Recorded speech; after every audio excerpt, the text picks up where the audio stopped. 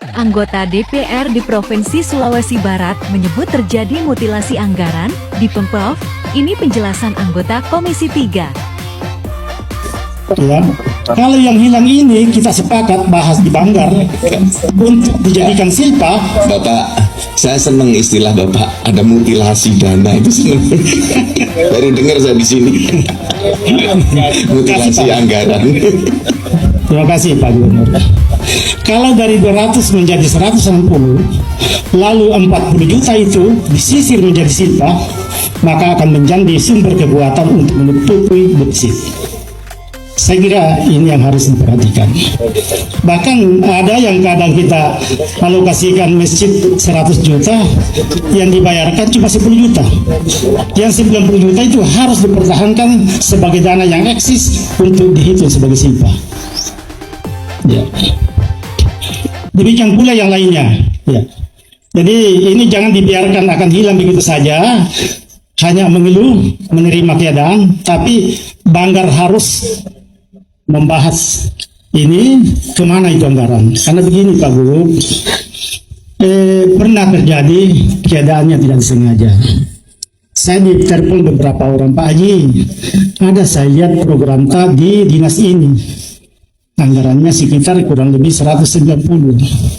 Ada lagi yang telepon, Pak Dewan, ada anggaran tadi dinas ini, programnya ini. Saya pikir, tidak pernah saya anggarkan seperti itu. Saya tanya bagian penginput di DPR, ibunya katanya memang tidak ada Pak. Saya pikir hasil mutilasi inilah yang akan kembali dibutuhkan untuk dijadikan sebagai program oleh oknum dinas. Saya pikir seperti itu, sehingga muncul program yang kita tidak bahas tapi ada di RK. Yang kedua,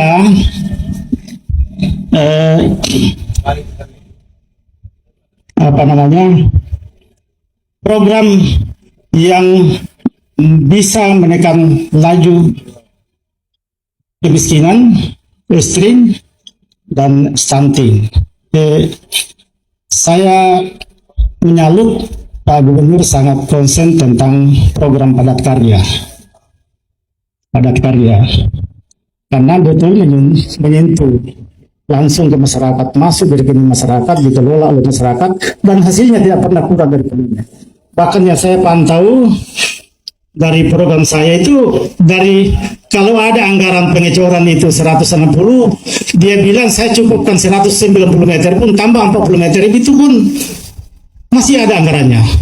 Disuruh tambah lagi, katanya ada jembatan di depan saya akan bikin lagi Pak, tidak masuk RAB, tambah lagi, katanya masih cukup untuk membiayai itu material dan pekerja.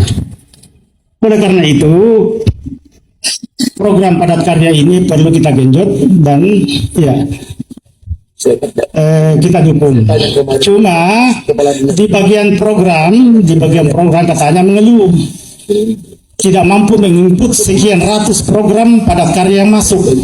Nah, ini yang harus perlu diatasi, apakah ditambah tenaganya atau bagaimana supaya tidak ada alasan untuk menghindari program padat karya. Dan yang ketiga, mohon maaf Pak, ya karena saya tidak akan ambil jatah sebanyak yang pembicara proyek ketiga. Kebutuhan mendesak di daerah, di pelosok, tapi diambil alih oleh pusat berdasarkan Permendagri.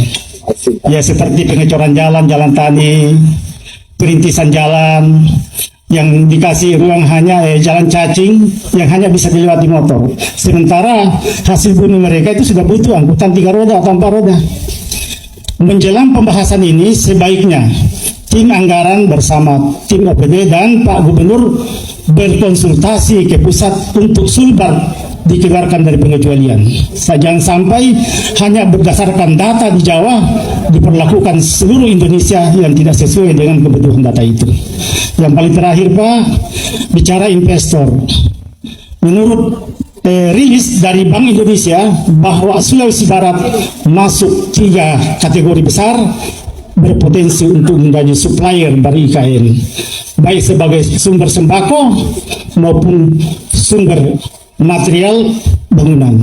Oleh karena itu kita mendukung upaya Pak Gubernur melobi dan berusaha untuk mendatangkan investor agar supaya kita tidak hanya jadi penonton dan penonton dari Palu yang hanya jadi supplier terbesar untuk kebutuhan material di IKN, tapi kita juga sebagai pelaku. Terima kasih. Assalamualaikum warahmatullahi wabarakatuh. Terima kasih. Terima kasih sudah menonton.